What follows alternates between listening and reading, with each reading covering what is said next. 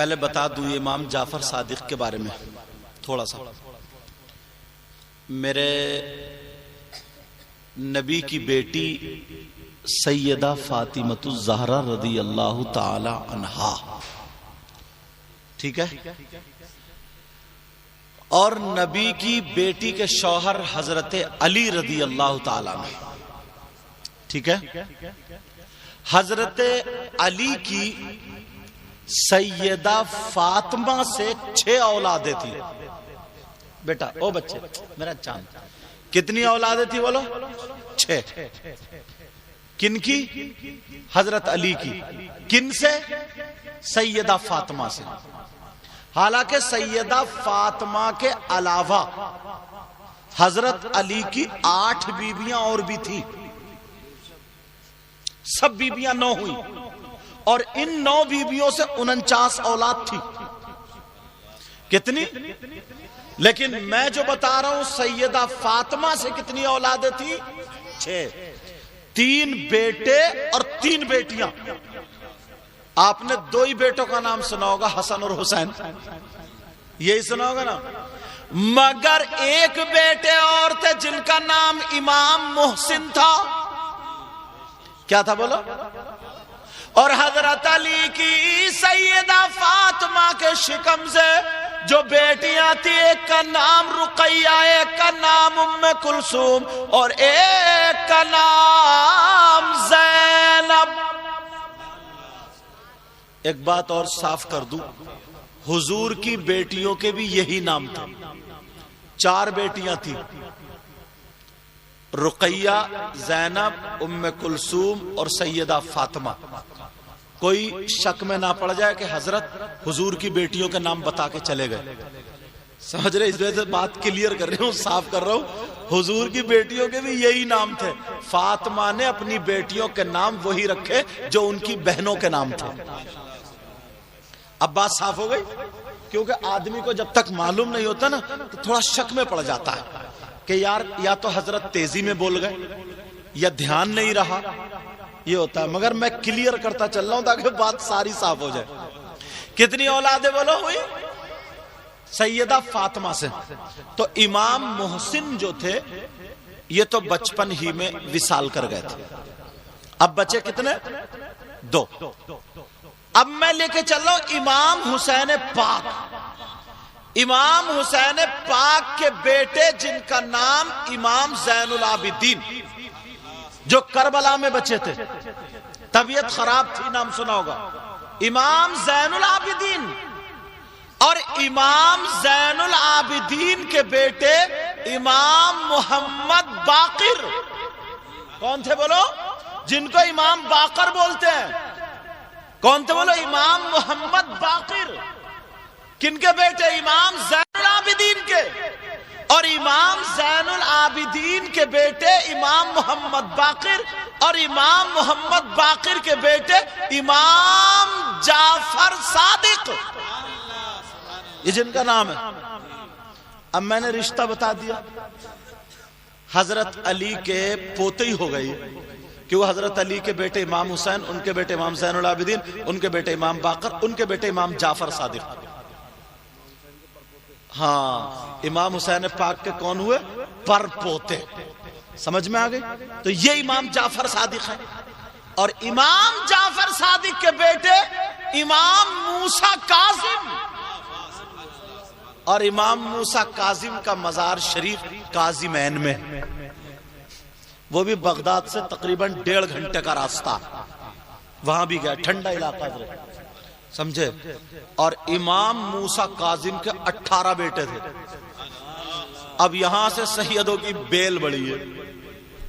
سمجھ میں آگے؟ حسینی سیدوں کی. چلو، تو امام جعفر صادق، ان کا گھر آج بھی کوفے میں ہے. وہ مسجد جس مسجد میں حضرت علی کے ملجم ابن قیم نے جو وار کرا تھا، حملہ کیا تھا، جو خنجر مارا تھا، کس ملعون نے مارا تھا؟ اس کا نام کیا تھا؟ ملجم ابن قیم. اس نے جو مارا تھا مسجد میں، وہ مسجد کی بالکل برابر میں صرف ستون پہ لکھا ہوا ہے، سمجھے، ھذل بیت لامام جعفر الصادق. سمجھ میں آ رہی بات؟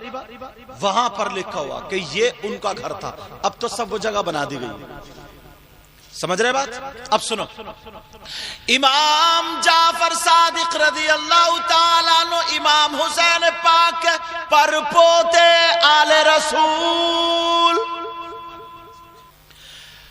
اللہ اللہ، دنیاوی زندگی جو ہے وہ ہمیں آخرت بنانے کے لیے ہے.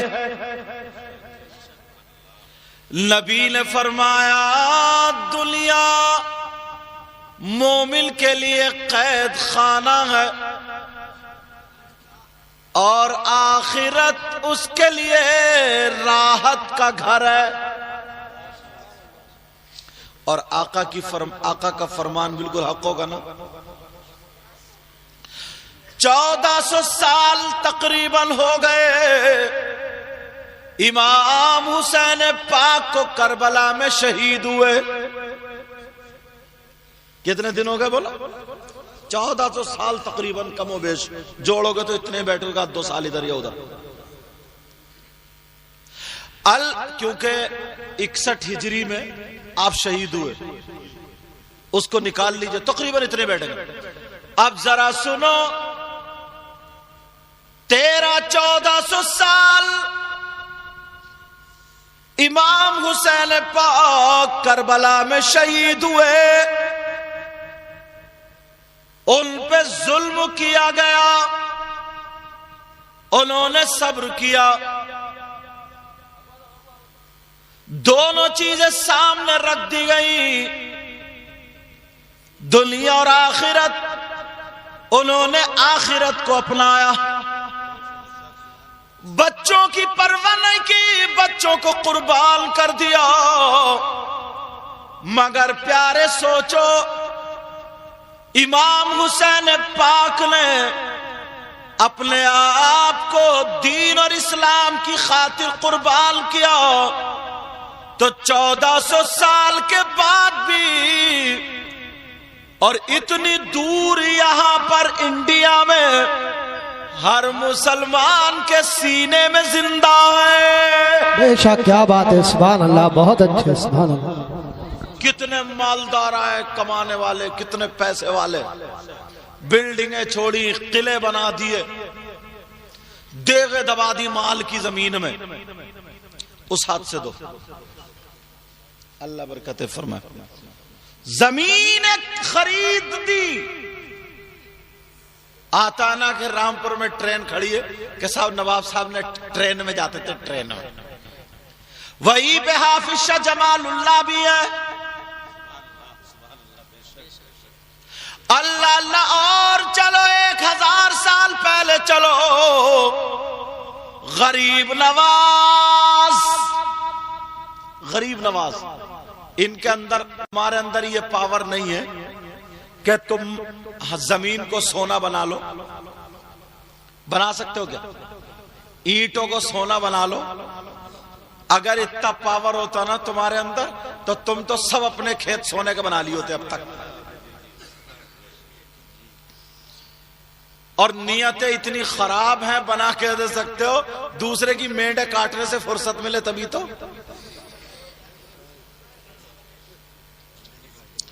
نیت اتنی خراب ہے، تالاب پاٹ لیے، جھاڑی جھکاڑ کاٹ لیے، پیڑ اور جنے کیا کیا کاٹ کوٹ کے کھیت بنائے پڑا ہے، بڑے بڑے چکروٹ کاٹ کے چھوٹی چھوٹی مینڈ چھوڑی چھوٹی چھوٹی.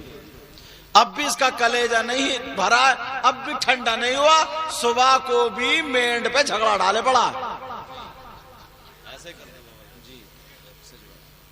انہوں نے لپٹس کے یا پاپلر کے پیڑ لگائے تھے، 5 سال کے بعد برابر والے نے مینڈ کو دھکیا دے پیڑ اپنی طرف اور مینڈ ادھر. اب پردھان کیا کرے؟ پردھان کو معلوم ہے کہ یہ مینڈ کہاں تھی، پیڑ کس نے لگائے تھے، مگر اسے ووٹوں کا لالچ ہے. جو قوم اگر ذرا سا حق فیصلہ نہ کرے وہ کبھی بادشاہ نہیں ہو سکتی. اللہ اللہ ذرا دیکھو نیتیں، دیکھو نیتیں. ایک انسان نکاح کے بعد 2 کلو چھوارے دے دیے، لو نکاح کے چھوارے بانٹو، تو اس کی نیت اتنی خراب ہے، ایک بچوں مڑا کے لو بچوں اور ایک اپنی جیب میں. جتنے اوروں کو دیے اتنے خود لیے، ساری جیبیں بھر لی. جب 2 کلو چھواروں پر تم فیصلہ صحیح نہیں کر سکتے تو اللہ تعالیٰ تمہیں بادشاہ کیسے بنائے گا؟